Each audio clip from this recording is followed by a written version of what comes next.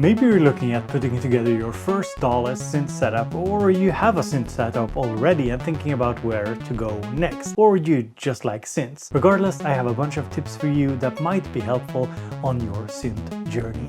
And if you're a veteran DAWLESS jammer, leave your best advice on building a DAWLESS synth setup in the comments.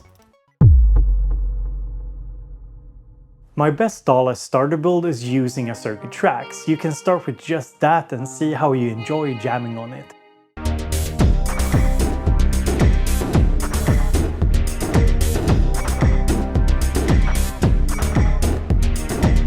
Back in 2016, that was how I got into DAWLESS jamming, and if it feels fun, you can just expand your setup from the circuit tracks. But not necessarily like I did, I might have gone a bit overboard with it.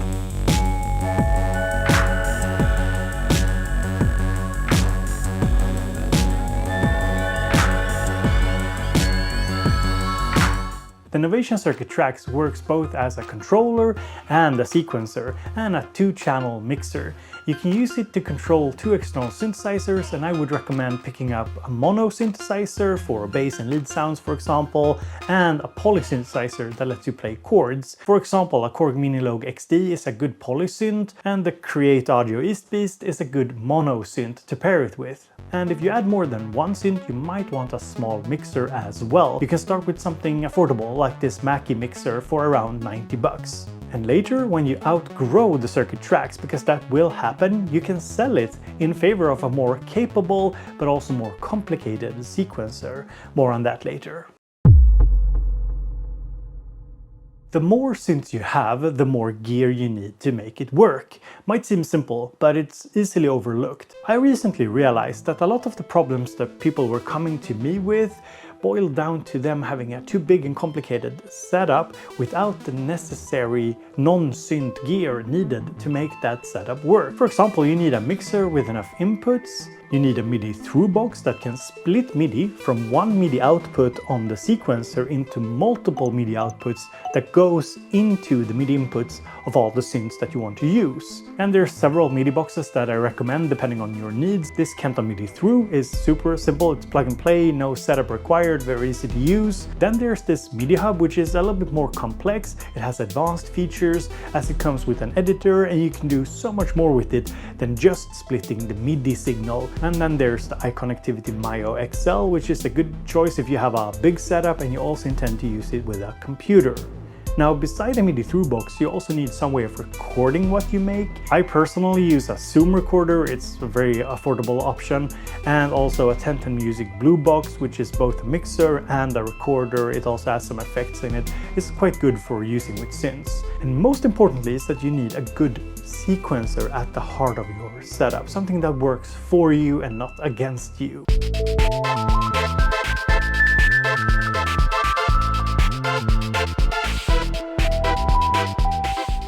I mentioned the circuit tracks being a good starter device, and that's because it can play back samples, it has built-in synthesizers, and it can sequence 2 external instruments, or 4 if you use the actual synth tracks as sequencer tracks. So it's a good starting point, but it's not meant for a large setup. If you want to build an even larger synth setup, something like the Keystep Pro, the OXI One, the Torso T1 or Squarp Hapax are some really good alternatives in terms of sequencers.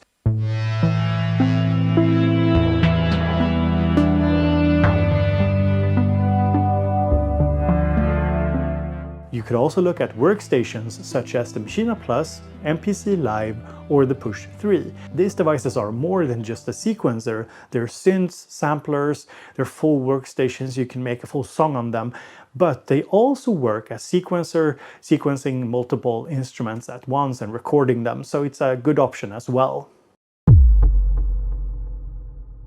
When we're talking about DAWLESS synth setups, we also have to talk about DAWLESS jamming. It's this idea that you just jam with hardware gear, you're not connected to a computer, you're not sitting in front of a screen, you're just enjoying the gear that is in front of you, being in the moment.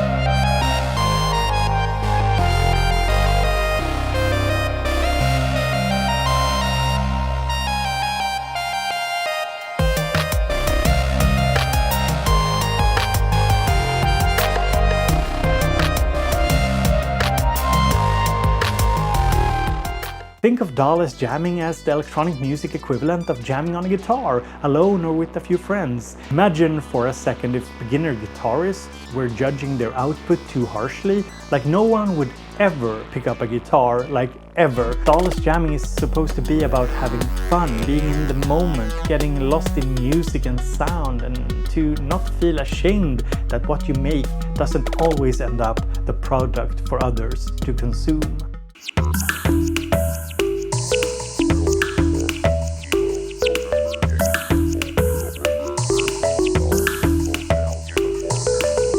Let me just tell you a personal story. In Sweden we celebrate Midsummers, and my wife and I, we hosted a big 40 people Midsummers party. It was crazy. During the event, a few people wanted to see the studio, so I had 3 or 4 music sessions in the studio where I explained my DAWLESS setup and I improvised on my synths. Now, these jams were not recorded.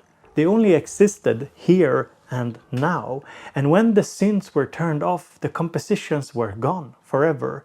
And to me, somebody who is constantly pushing myself to produce more, to be productive, it's a quite freeing aspect, knowing that the music exists at this very moment and I don't have to think about what to do with it tomorrow. The music exists only here and now.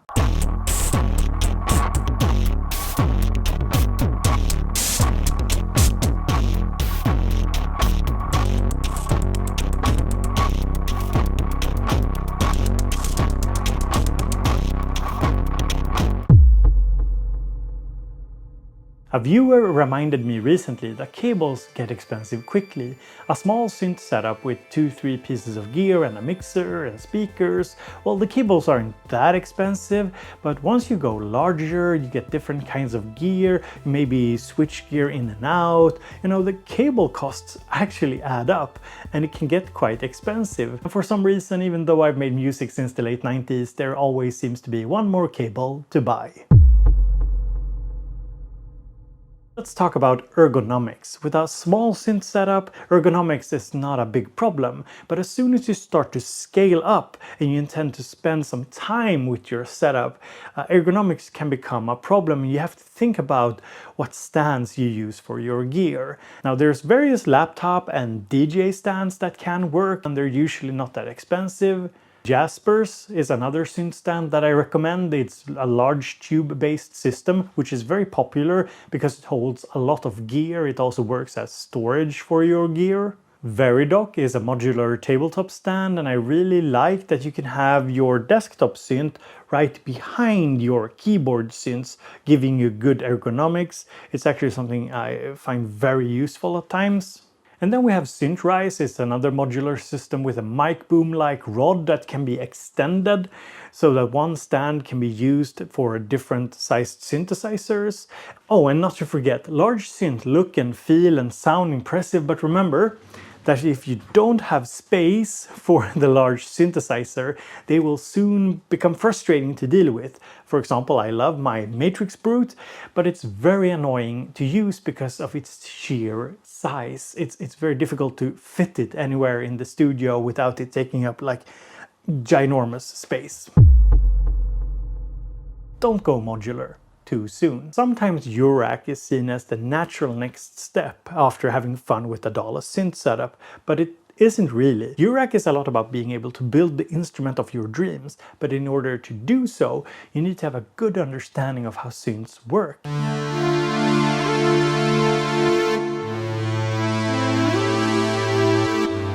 Having been this online synth advisor now for like 10 years almost, I've found that it's often better to have a solid grasp of synthesis first and go modular after. Otherwise it can get expensive just trying to learn how to use it. Or you could just use VCV-Rack first. It's a software version of Eurorack, which is actually very good to test the waters. Got a real nice sound.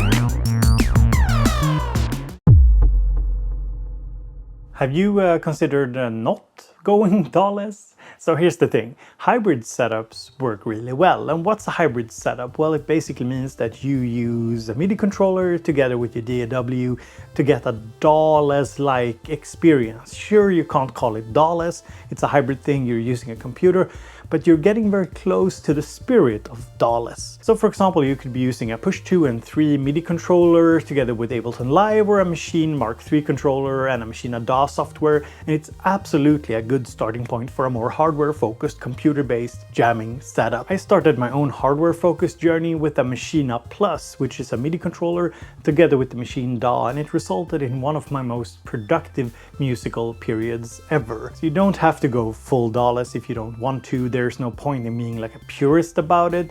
If you enjoy using a DAW, there's plenty of good MIDI controllers with it. It's about getting that hands-on feeling, making the music flow, letting you be in the moment, having fun with it, not being so production and outcome oriented, not so focused on the result, rather the journey itself.